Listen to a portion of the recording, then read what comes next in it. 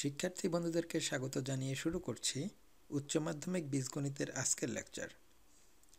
আমরা বিন্যাস সংখ্যা নির্ণয়ের বিভিন্ন সূত্র এবং তাদের প্রয়োগ দেখছিলাম। এখন আমরা আবার আমাদের 1 নম্বর কেসে ফিরে যাই। তো আমরা দেখলাম যে n সংখ্যক ভিন্ন ভিন্ন জিনিসের মধ্যে কিছু সংখ্যক একই জাতীয় হলে সে বিন্যাস সংখ্যাটি কিভাবে বের করতে হয়। এখন কথা হলো যে কোনো একটি বিন্যাসে যে কোনো একটি জিনিস একবারই আসতে পারবে কোনো একটি নির্দিষ্ট বিন্যাসে, কিন্তু যদি একবারের অধিকবারও আসতে পারে সেক্ষেত্রে সে বিন্যাসটি কিভাবে বের করতে হবে এখন আমরা সেটি জানব। সুতরাং আমরা একে বলছি পুনরাবৃত্ত বিন্যাস। সুতরাং এখন আমরা যে কেসটি বিবেচনা করব তা হলো পুনরাবৃত্ত বিন্যাস।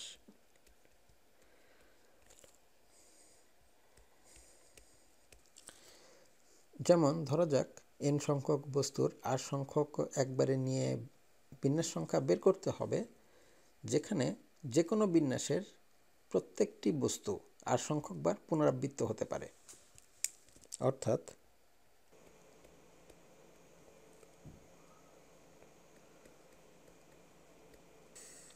অর্থাৎ n সংখ্যক বস্তুর r সংখ্যক একবারে নিয়ে বিন্যাস সংখ্যা বের করতে হবে যখন যে কোনো বিন্যাসের প্রতিটি বস্তু r সংখ্যক বার পুনরাবৃত্ত হতে পারে। তো এখানে এই লাইনটির মাধ্যমে কি বোঝাতে চাওয়া হয়েছে সেটি বোঝানোর জন্য আগে আমরা একটি ছোট্ট উদাহরণ বিবেচনা করি। যেমন ধরা যাক ABC এ 3টি অক্ষর হতে 2টি নিয়ে বিন্যাস।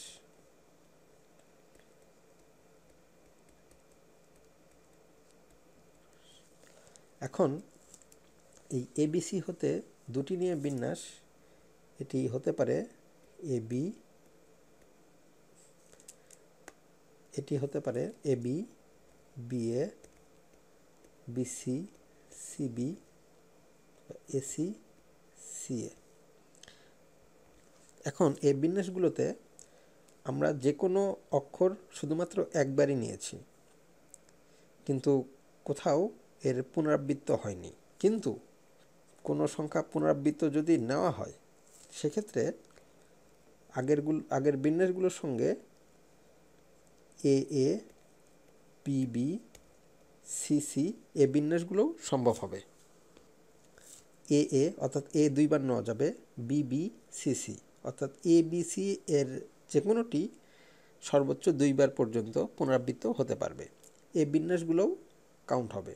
সুতরাং সেক্ষেত্রে মোট বিন্যাস হবে, পুনরাবৃত্ত সম্ভব হলে মোট বিন্যাস হবে 6 + 3 অর্থাৎ 9।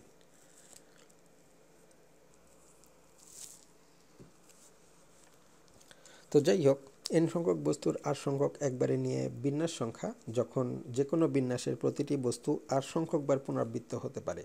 তো আমরা যদি এই বিন্যাসটি বের করতে চাই তাহলে আমরা আবার ফাঁকা স্থান পূরণে ফিরে যাই।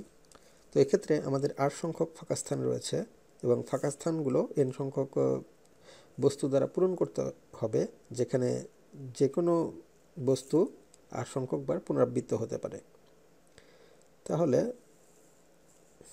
এগুলো হলো আমাদের ফাঁকা স্থান এবং আমাদের ফাঁকা স্থান সংখ্যা হলো, এটা হলো প্রথম স্থান, এটি হলো দ্বিতীয় ফাঁকা স্থান, এটি হলো তৃতীয় ফাঁকা স্থান। এভাবে আমাদের মোট ফাঁকা স্থান রয়েছে r সংখ্যক। এখন এই r সংখ্যক ফাঁকা স্থান আমরা যদি n সংখ্যক বস্তু দ্বারা পূরণ করতে যাই তাহলে দেখতে পাবো যে আমরা প্রথম স্থানটি পূরণ করতে পারি n সংখ্যক বস্তুর যে কোনো একটি দ্বারা, অর্থাৎ আমাদের মোট উপায় রয়েছে n সংখ্যক। এখন প্রথম স্থানটি n সংখ্যক বস্তু যে কোনো একটি দিয়ে পূরণ করার পরে আমাদের অবশিষ্ট থাকছে n-1 সংখ্যক বস্তু। কিন্তু যেহেতু আমরা প্রথমে যে বস্তুটি বসিয়েছি, প্রথম ফাঁকা স্থানটিতে আমরা যে বস্তুটি বসিয়েছি সেটি আমরা আবারও দ্বিতীয় স্থানে বসাতে পারবো। সুতরাং আমাদের মোট উপায় সংখ্যা হবে আবারও n সংখ্যক, কারণ আমরা যে বস্তুটি প্রথম স্থানটিতে বসিয়েছি সেটি ব্যবহৃত হয়ে যাওয়ার পরও এটিকে আমরা আবার ব্যবহার করতে পারবো।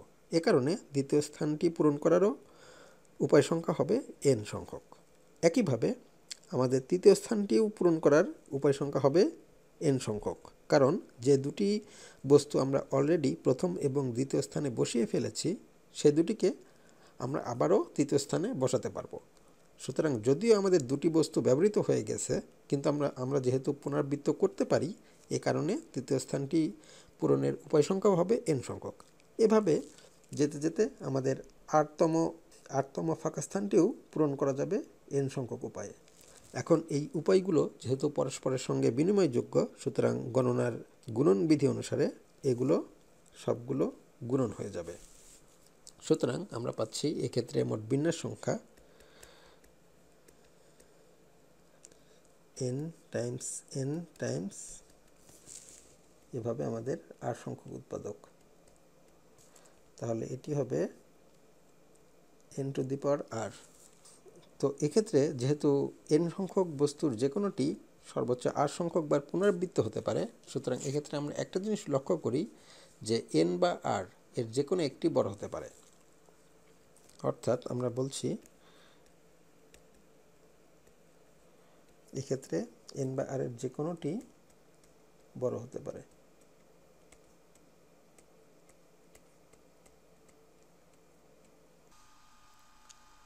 সুতরাং NPR বা বিন্যাস সংখ্যা নির্ণয়ের ক্ষেত্রে কোনটি n বা কোনটি r হবে তা যে সংখ্যাটি বড় তার ভিত্তিতে নির্ণয়ের অনেকের মধ্যে যে প্রবণতা রয়েছে তা কিন্তু এক্ষেত্রে ব্যতিক্রম হতে পারে। এখন আমরা একটি উদাহরণ বিবেচনা করি।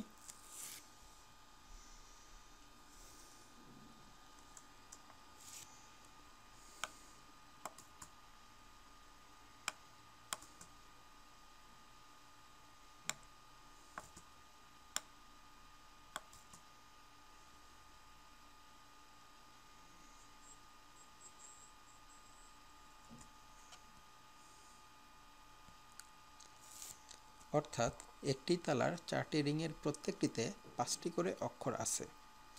4টি অক্ষরের একটি বিন্যাসের জন্য তালাটি খোলা গেলে কতগুলো বিন্যাসের জন্য তালাটি খোলা যাবে না এই সংখ্যাটি আমাদেরকে বের করতে হবে।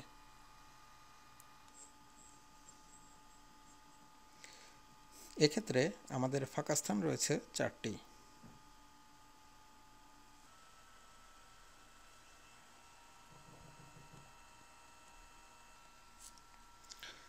আমাদের ফাঁকা স্থানগুলো হলো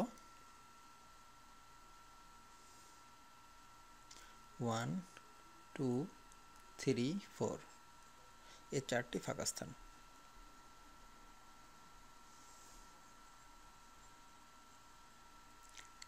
এই 4টি ফাঁকা স্থান আমাদেরকে 5টি অক্ষর দ্বারা পূরণ করতে হবে।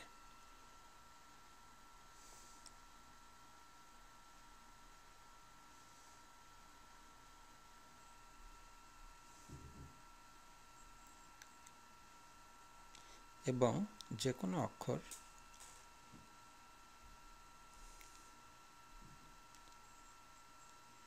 পুনরাবৃত্ত হতে পারবে।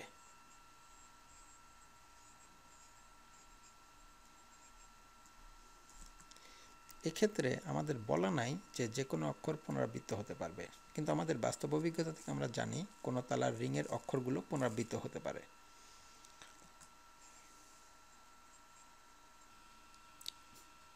যেমন আমরা বাজার থেকে কোনো লাগেজ কিনে আনলে এর বাই ডিফল্ট যে বিন্যাসটি সেট করা থাকে তা হলো 0 0 0 0, অর্থাৎ এক্ষেত্রে একটি 0 4বার পুনরাবৃত্ত হয়। অথবা এই সংখ্যাটি হতে পারত 1 1 2 2, অর্থাৎ এক্ষেত্রে যে কোনো সংখ্যা সর্বোচ্চ 4বার পুনরাবৃত্ত হতে পারে।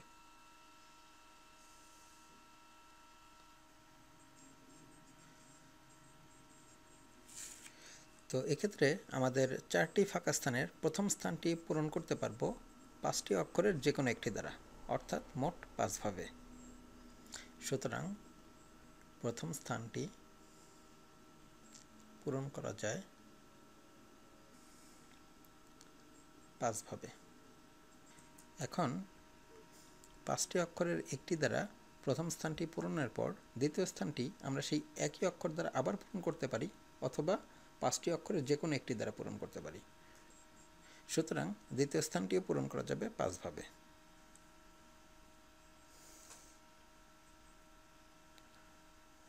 দ্বিতীয় স্থানটি পূরণ করা যায়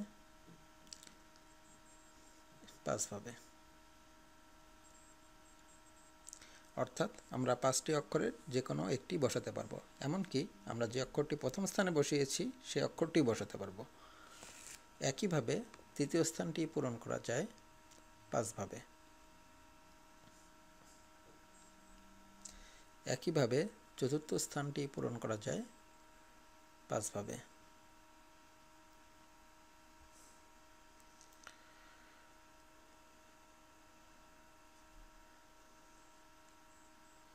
সুতরাং এক্ষেত্রে মোট বিন্যাস সংখ্যা 5 times 5 times 5 times 5 equals 5 to the power 4, এবং আমরা যদি এর মান বের করি তাহলে পাবো 625। অর্থাৎ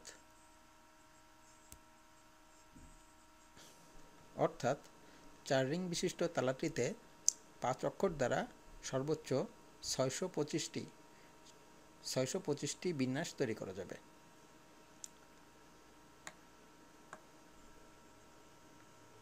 এখন যেহেতু একটি মাত্র বিন্যাসের জন্য তালাটি খোলা যায়, সুতরাং তালাটি খোলা যাবে না। এরূপ বিন্যাস সংখ্যা হবে equals 625 minus 1 equals 624। সুতরাং এটি হবে আমাদের অ্যান্সার। এখন একই নিয়মের আমি কিছু হোমওয়ার্ক দিচ্ছি, যেগুলো সঙ্গে সঙ্গেই তোমরা সলভ করে ফেলবে।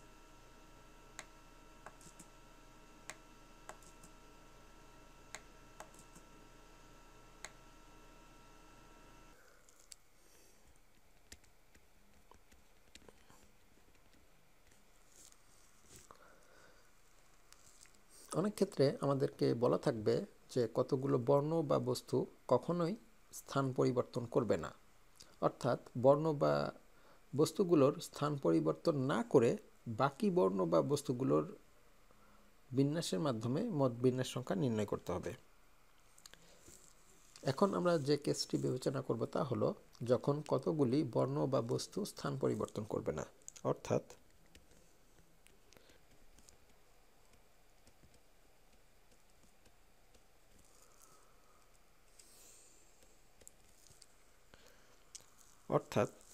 আমাদেরকে কতগুলো বর্ণ বা বস্তুকে এমনভাবে সাজাতে হবে যখন কতগুলো বর্ণ বা বস্তু, বিশেষ কতগুলো বর্ণ বা বস্তু কখনোই স্থান পরিবর্তন করবে না। তো আমরা ফাঁকা স্থান পূরণ করার সময় এই শর্তটির সাথে সামঞ্জস্য রেখে এরপরে ফাঁকা স্থান পূরণ করব। তো সেটি করার জন্য আমরা যেটা করি তা হলো এক্ষেত্রে উক্ত বিশেষ বর্ণ বা বস্তুগুলোকে নিজ নিজ স্থানে স্থির রেখে এরপরে আমরা বাকি বর্ণ বা বস্তুগুলোকে নিজেদের মধ্যে বিন্যাস করাই।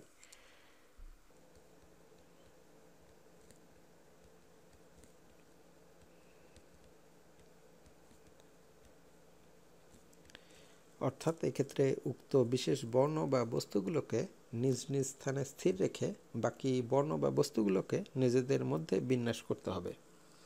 অর্থাৎ এক্ষেত্রে এন এবং আর উভয় থেকেই উক্ত বিশেষ বর্ণ বা বস্তু বর্জিত হবে।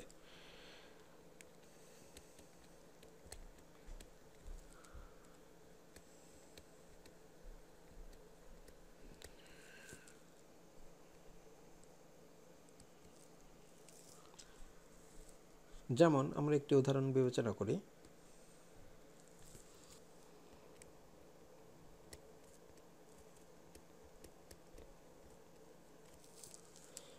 এই শব্দটির অক্ষরগুলোকে কত প্রকারে সাজানো যেতে পারে যেন শব্দের প্রথমে সর্বদাই এল থাকে?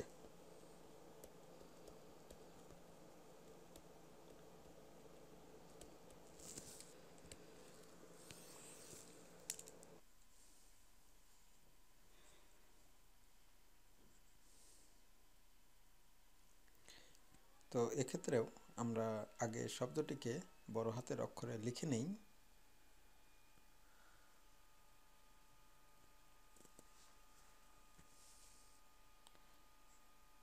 এখন এই শব্দটিতে মোট অক্ষর সংখ্যা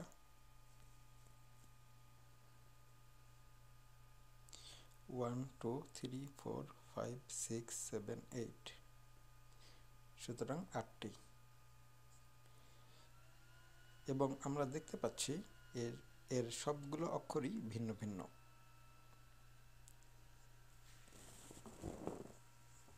সুতরাং এক্ষেত্রে আমাদের ফাঁকা স্থান আছে 8টি। তো এগুলো হলো আমাদের 8টি ফাঁকা স্থান, 1 2 3 4 5 6 7 8। এখন এই 8টি ফাঁকা স্থানের প্রথম স্থানটি সর্বদাই এল দ্বারা পূরণ করতে হবে।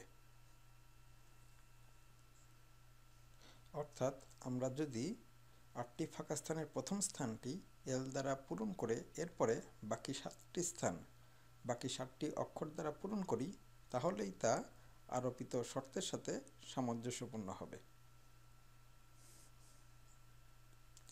এক্ষেত্রে 8টি ফাঁকা স্থানের প্রথম স্থানটিতে এল স্থির রেখে বাকি 7টি স্থানে বাকি 7টি অক্ষর সাজাতে হবে। এখন প্রথম স্থানটিতে এল স্থির রাখা যায় ইকুয়ালস একভাবে। বাকি 7টি স্থান বাকি 7টি অক্ষর দ্বারা পূরণ করা যায়। যেহেতু আমাদের 7টি ফাঁকা স্থান এবং 7টি ভিন্ন ভিন্ন অক্ষর আছে, সুতরাং এটি করা যাবে ফ্যাক্টরিয়াল 7 বা 7p7 ভাবে। সুতরাং নির্ণেয় সাজানোর সংখ্যা 1 Times 7p7 equals 7p7 equals factorial 7। এখন এই মানটি বের করলে আমরা পাবো 5040। সুতরাং এটি হবে আমাদের অ্যান্সার।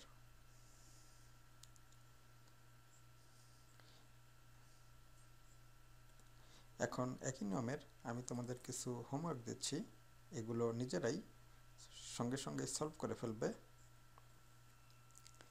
এখন আমরা যে কেসটি বিবেচনা করব তা হলো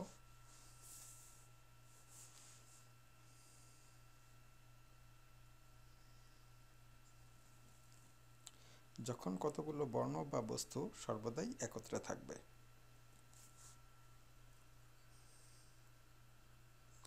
তো এটি বিন্যাসের খুবই গুরুত্বপূর্ণ একটি কেস।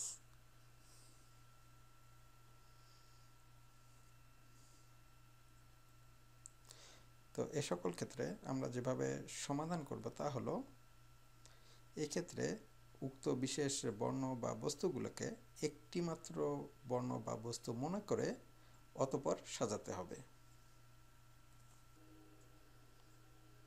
অর্থাৎ যে বর্ণ বা বস্তুগুলো সর্বদাই একত্রে বা পাশাপাশি থাকবে তাদেরকে একটি বস্তু মনে করে এরপরে বাকি বস্তুগুলো আগে আমরা সাজাবো।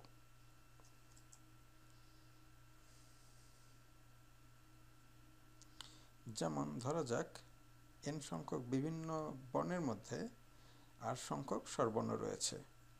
এই স্বরবর্ণগুলোকে একত্রে রেখে বিন্যাস সংখ্যা বের করতে হবে।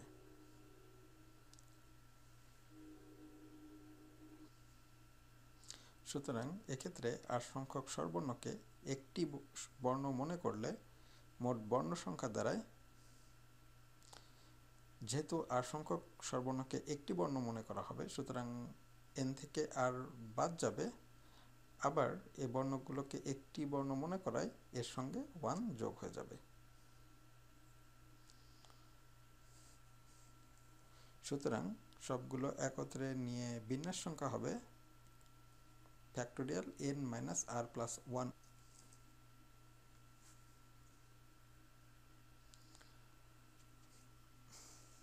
আবার এক্ষেত্রে r সংখ্যক স্বরবর্ণকে নিজেদের মধ্যে সাজানো যায় ফ্যাক্টোরিয়াল r সংখ্যক উপায়ে। সুতরাং যেহেতু তারা বিনিময়যোগ্য, সুতরাং মোট বিন্যাস সংখ্যা হবে টাইমস ফ্যাক্টোরিয়াল r।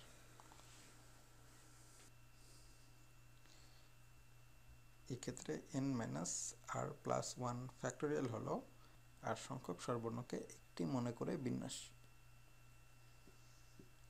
এবং ফ্যাক্টোরিয়াল r হলো r সংখ্যক স্বরবর্ণকে নিজেদের মধ্যে বিন্যাস।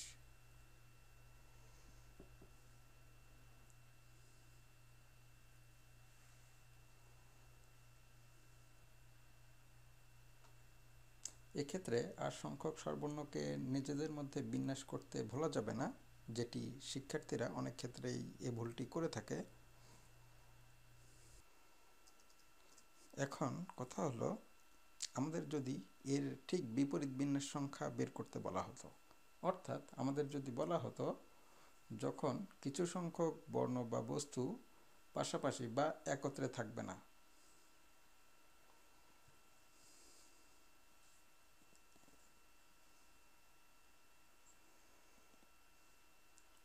তো সেক্ষেত্রে সর্বদা একত্রে বা পাশাপাশি থাকবে এই বিন্যাস সংখ্যা হতেই আমরা একত্রে থাকবে না এই বিন্যাস সংখ্যাটি বের করতে পারবো। এক্ষেত্রে আমাদের মোট বিন্যাস সংখ্যা অর্থাৎ শর্তহীন বিন্যাস সংখ্যা হতে পাশাপাশি বা একত্রে থাকার বিন্যাস সংখ্যা বাদ দিলেই সর্বদাই একত্রে থাকবে না এরূপ বিন্যাস সংখ্যা পাওয়া যাবে। অর্থাৎ পাশাপাশি বা একত্রে থাকবে না এরূপ বিন্যাস সংখ্যা পেতে শর্তহীন মোট বিন্যাস হতে একত্রে থাকার বিন্যাস সংখ্যা বাদ যাবে।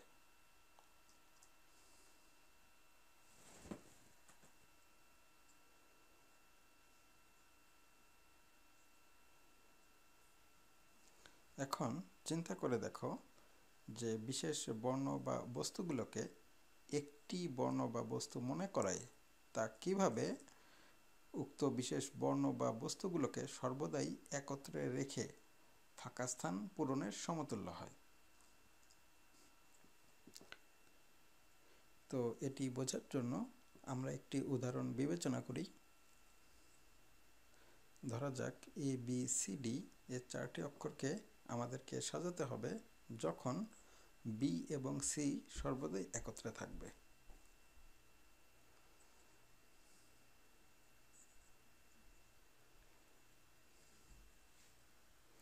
এখন আমরা B এবং C কে সর্বদাই একত্রে রাখতে পারবো যদি আমরা এই দুটোকে একত্রে বেঁধে ফেলি। তো এভাবে বেঁধে ফেলার পর আমরা যদি সাজাই তাহলে পাবো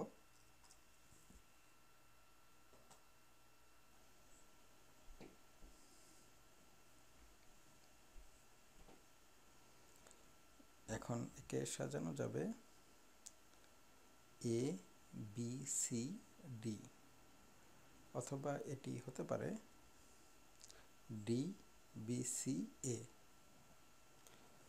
অথবা এটি হতে পারে ADBC, আবারও যেখানে BC পরস্পরের সঙ্গে বন্ধনযুক্ত, অথবা হতে পারে DABC, অথবা হতে পারে BCAD,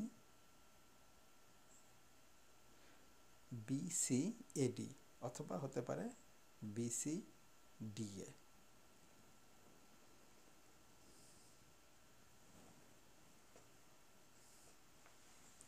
তো এক্ষেত্রে আমরা দেখতে পাচ্ছি, তো এভাবে বেঁধে ফেলার পর BC একত্রে ডানে বামে মুভ করে, অর্থাৎ তারা এমনভাবে মুভ করছে যেন তারা একটি মাত্র বর্ণ।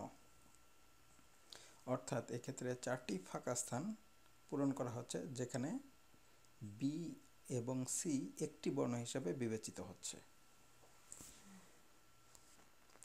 আবার আমরা BC কে নিজেদের মধ্যে সাজিয়ে এই 6টি বিন্যাসের প্রত্যেকটি হতে আরও 2টি করে বিন্যাস বের করা যাবে। যেমন এটি হতে পারে এ বি সি ডি, অথবা আমরা যদি সিকে প্রথমে লিখি তাহলে এটি হবে এ সি বি ডি। একইভাবে এখান থেকে আমরা আরও 2টি বিন্যাস পাবো, এটি হতে পারে ডি বি সি এ অথবা ডি সি বি এ।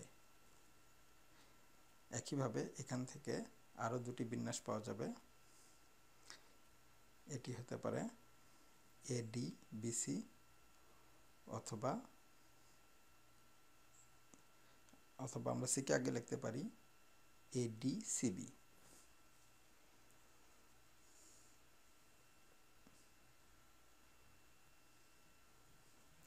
একইভাবে বাকি 3টি হতেও একইভাবে এখান থেকে 2টি পাওয়া যাবে, এখান থেকে আরও 2টি পাওয়া যাবে, এখান থেকেও আরও 2টি পাওয়া যাবে।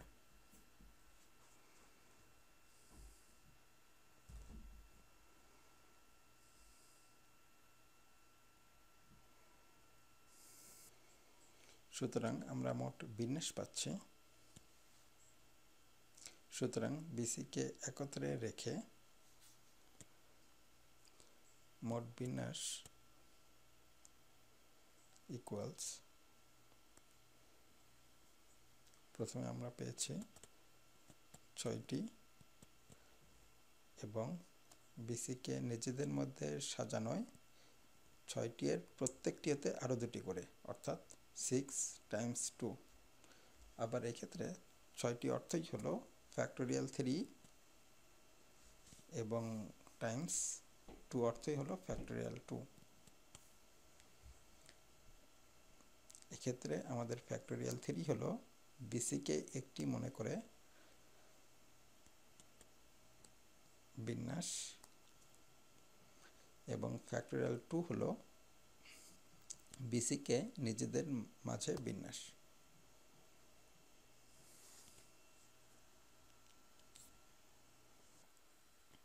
সুতরাং আমাদের যখনই বলা হবে কতগুলো বিশেষ বর্ণ বা বস্তু সর্বদাই একত্রে বা পাশাপাশি থাকবে, সেক্ষেত্রে সেই বিন্যাস সংখ্যা বের করার জন্য আমরা উক্ত বিশেষ বর্ণ বা বস্তুগুলোকে আগে একটি মনে করে সাজাবো, এরপরে উক্ত বিশেষ বর্ণ বা বস্তুগুলোকে আবার নিজেদের মধ্যে বিন্যাস করব, এরপরে এই 2টি বিন্যাস পরস্পরের সঙ্গে বিনিময় করে দেব। এখন আমরা এ সম্পর্কিত একটি এক্সাম্পল প্রবলেম দেখি। যেমন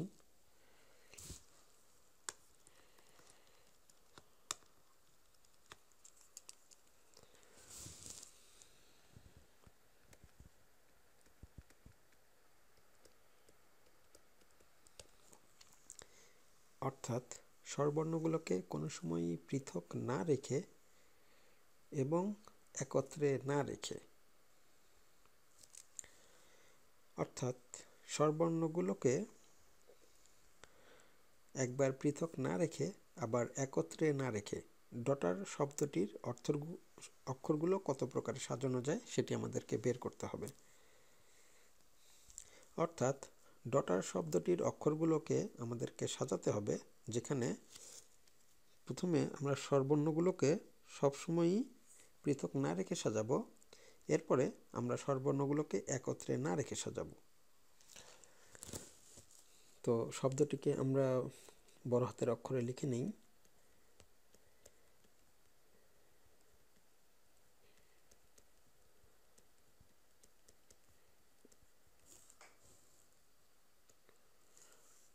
তো এই ক্ষেত্রে শব্দটিতে মোট অক্ষর সংখ্যা 8টি। এখন এক্ষেত্রে আমাদের মোট স্বরবর্ণ সংখ্যা 1 2 3, মোট ব্যঞ্জন বর্ণ সংখ্যা 5। এবং আমরা আরও লক্ষ্য করি যে এক্ষেত্রে সবগুলো অক্ষরই ভিন্ন ভিন্ন। তো প্রথমে আমরা এই পার্টটি সমাধান করি। তো তো এক্ষেত্রে স্বরবর্ণগুলো পৃথক না রেখে অর্থাৎ একত্রে রেখে বিন্যাস সংখ্যা বের করতে হবে। স্বরবর্ণগুলো পৃথক না রেখে এর অর্থই হলো একত্রে রেখে। তো এক্ষেত্রে স্বরবর্ণগুলোকে একটি মনে করে অতঃপর আমাদেরকে সাজাতে হবে।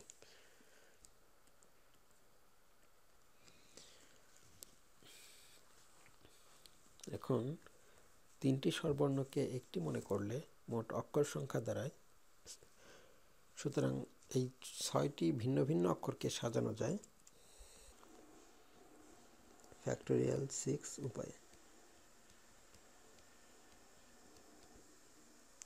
আবার যে 3টি স্বরবর্ণকে আমরা একটি স্বরবর্ণ মনে করেছি সে 3টি স্বরবর্ণকে নিজেদের মধ্যে সাজানো যায় ফ্যাক্টোরিয়াল 3 উপায়ে। ফ্যাক্টোরিয়াল 3 উপায়ে।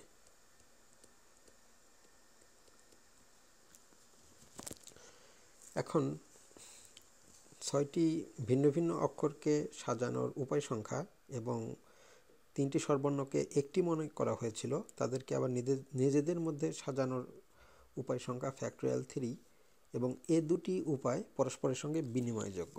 সুতরাং স্বরবর্ণগুলোকে পৃথক না রেখে মোট বিন্যাস সংখ্যা হবে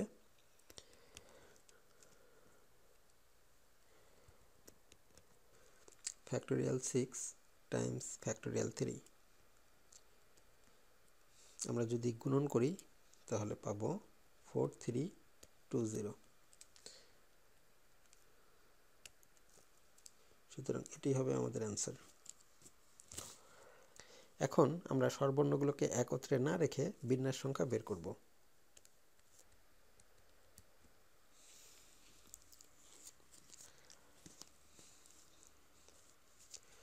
এখন ডটার শব্দটির অক্ষরগুলোকে সাজানোর মোট উপায় সংখ্যা অর্থাৎ কোনো শর্ত বিবেচনা না করে সাজানোর মোট উপায় সংখ্যা হবে, যেহেতু এতে মোট 8টি ভিন্ন ভিন্ন অক্ষর রয়েছে সুতরাং এটি হবে ফ্যাক্টোরিয়াল 8। অর্থাৎ সুতরাং স্বরবর্ণগুলোকে একত্রে না রেখে বিন্যাস সংখ্যা হবে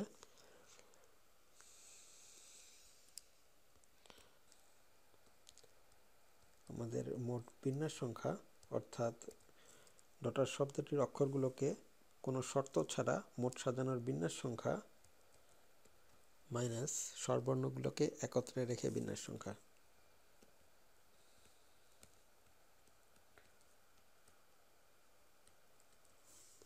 অন্যভাবে আমাদের স্বরবর্ণগুলোকে একত্রে রেখে বিন্যাস সংখ্যা এবং স্বরবর্ণগুলোকে একত্রে না রেখে বিন্যাস সংখ্যা এই দুটি বিন্যাস সংখ্যা মিলেই আমাদের কোনো শর্ত ছাড়া ডটার শব্দটির অক্ষরগুলোকে মোট যতভাবে সাজানো যায় সেটি গঠিত হয়। সুতরাং এটি হবে factorial 8 minus factorial 6 Times factorial 3। সুতরাং আমরা যদি ক্যালকুলেশন করি তাহলে পাবো 3600।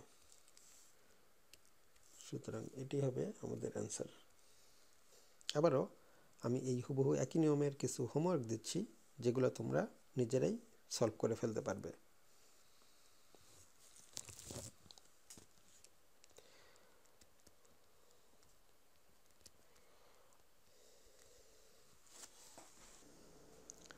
এখন আজকের লেকচারের পুরো বিষয়টিকে আমরা যদি সামারাইজ করি তাহলে এটি দাঁড়াবে এরকম। সর্বপ্রথম আমরা জেনেছি বিন্যাসের সাধারণ সূত্র, অর্থাৎ যেটি হলো n সংখ্যক ভিন্ন ভিন্ন জিনিস হতে r সংখ্যক জিনিস নিয়ে বিন্যাস সংখ্যা, এবং আমরা দেখেছি এটি হলো NPR। এখন এই সাধারণ ব্যাপারটি হতে আমরা যদি একটু ডেভিয়েট করি তাহলে আরও আমরা ভিন্ন ভিন্ন কেস পেয়ে থাকি। যেমন n সংখ্যক ভিন্ন ভিন্ন জিনিস না হয়ে কিছু সংখ্যক জিনিস যদি এক জাতীয় হয় তাহলে আমরা পাই কিছু জিনিস এক জাতীয়। তো আমরা দেখেছি সেক্ষেত্রে আমাদের যেটা করতে হয় তা হলো একই জাতীয় জিনিসের বিন্যাস দিয়ে ভাগ করে দিতে হয়। যেমন n সংখ্যক জিনিসের মধ্যে p সংখ্যক জিনিস এক জাতীয়, q সংখ্যক আরেক জাতীয়, এবং আর সংখ্যক তৃতীয় জাতীয় এবং বাকি জিনিসগুলো ভিন্ন ভিন্ন হলে এর বিন্যাস সংখ্যা x হবে factorial n divided by factorial p factorial q factorial r। আবার আমরা n সংখ্যক ভিন্ন ভিন্ন জিনিস হতে r সংখ্যক নিয়ে যে বিন্যাস সংখ্যা বের করি সেখানে কোনো জিনিস পুনরাবৃত্ত হয় না, কিন্তু আমরা যদি পুনরাবৃত্ত করতে চাই সেক্ষেত্রে আমরা পাই পুনরাবৃত্ত বিন্যাস, এবং এক্ষেত্রে আমরা দেখেছি এই বিন্যাস সংখ্যা হয় n⁻r। আবার আমরা দেখেছি আমাদের বিন্যাস সংখ্যা নির্ণয়ের ক্ষেত্রে যদি বলে দেয় যে কিছু জিনিস কখনোই স্থান পরিবর্তন করবে না, সেক্ষেত্রে আমাদের এই শর্তের সাথে সামঞ্জস্য রাখতে আমরা বিশেষ জিনিসকে বিশেষ স্থানে স্থির রেখে বাকি জিনিসগুলোকে সাজিয়ে থাকি বা বাকি জিনিসগুলো দ্বারা ফাঁকা স্থানগুলো পূরণ করে থাকি। এরপরে আমরা দেখেছি যে আমাদের যদি বলা হয় কিছু জিনিস সর্বদাই একত্রে থাকবে, তো সেক্ষেত্রে আমাদেরকে এই বিশেষ জিনিসগুলোকে একত্রে বেঁধে এরপরে স্থানগুলো পূরণ করতে হয়।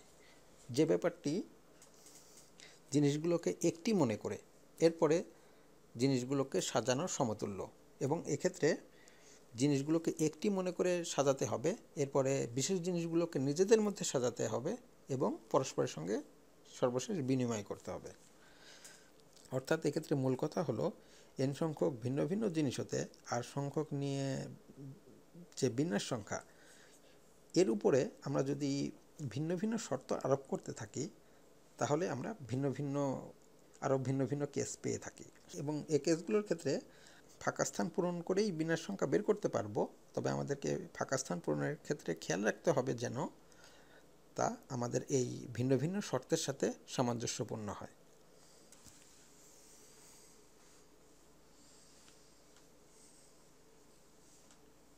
সুতরাং আজকের লেকচার ফলো করার সময় প্রথমেই শিক্ষার্থীদেরকে চিন্তা করে বুঝতে হবে যে এই ডান পাশের বিভিন্ন কেসগুলো যেভাবে সমাধান করা হয় তা কিভাবে এই ভিন্ন ভিন্ন শর্তের সাথে সামঞ্জস্য রেখে ফাঁকা স্থান পূরণের সমতুল্য।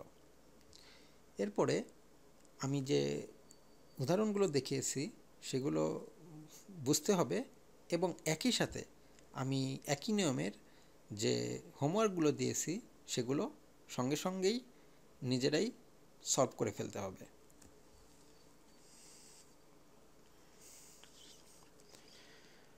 তো আগামী লেকচারে আমরা আরও কিছু কেস এবং সেগুলো সমাধানের পদ্ধতি দেখব। তো আগামী লেকচারে সকলকে আমন্ত্রণ জানিয়ে আজকের লেকচার এখানে শেষ করছি।